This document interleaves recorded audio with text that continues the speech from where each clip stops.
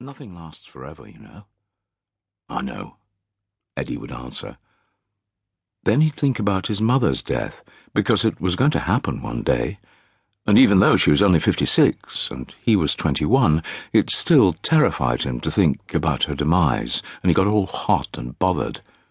He often had to put his hand on his heart to calm it down.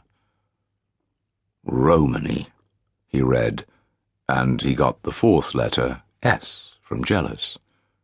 He wrote the word gypsy in the 5 squares. He always did the easy ones first. Then he looked at the clock on the wall and watched the seconds tick by. His mother would be back with the cinnamon rolls in 20 minutes. He could already taste them in his mouth.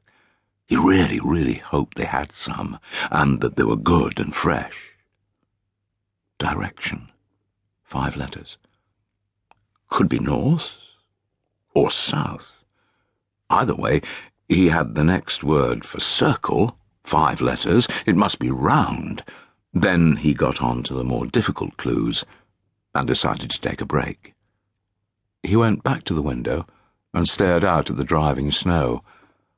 Let Mum make it through the storm, he prayed to Jesus, wherever he was, because I'm sitting here all alone, waiting for cake. There's only the 2 of us. You have to look after us. He went out to see Sheba in the kitchen, pulled her tail hard again, and then laughed when she shot up and ran into the living room, where she scooted under the sofa and collapsed, panting. "Stupid dog," he said, and laughed again. "You don't fight back. Haven't you got any teeth?" Then he sat back down with the crossword, sucking on the end of the pencil. The clue, cease, made him uneasy, as the word had only 3 letters. 45 minutes had passed, and his mother had not returned. He grabbed his mobile and tapped in her number with his fat fingers, but all he got was a voice saying, "The person you are calling is unable to answer the phone right now."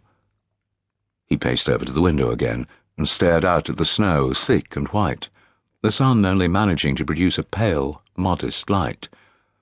He knew that his mother would send him out to clear the snow later, and if there was one thing he hated, it was clearing snow. He tried her number again, but once more heard the disembodied voice telling him she was unable to answer the phone. It was 50 minutes now. This is it, he thought in desperation. She's driven off the road and crashed into a tree. She's sitting with her nose buried in the airbag. For a moment he considered throwing on his jacket and walking along the road to look for her.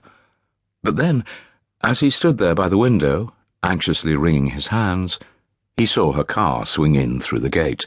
The headlights shone into his face, and he ran out into the hall and down the front steps.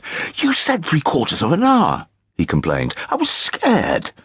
"Don't be such a drama queen," she chided. "I can't answer the phone when I'm driving, and I was almost home. Did they have cinnamon rolls?"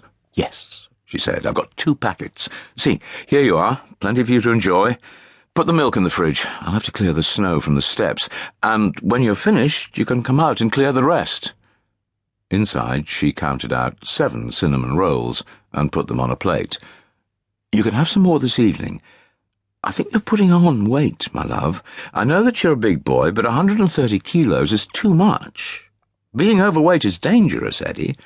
The milk and cake settle in your arteries like clay, and then a big clot comes loose and is carried towards your heart, or your brain for that matter, and then there'll be no more crosswords for you." "But I can have the rest of the cinnamon rolls this evening, can't I?" he asked. "Yes, I promise," she said. "But you do understand that I have to be strict, don't you? Someone has to keep an eye on you. We agreed on that." "We have to go to the shopping centre," he said. "I need new clothes. I want one of those sweatshirts I saw in the paper. I love New York." That night, he dreamed about chicks, yellow, fluffy and soft, running around on stick legs. He picked them up and dropped them in a pan with melted butter and garlic. He dreamed that they lay there simmering, then peeped and squeaked when he added boiling water. He woke up abruptly at the end of the dream, listened for sounds in his mother's room.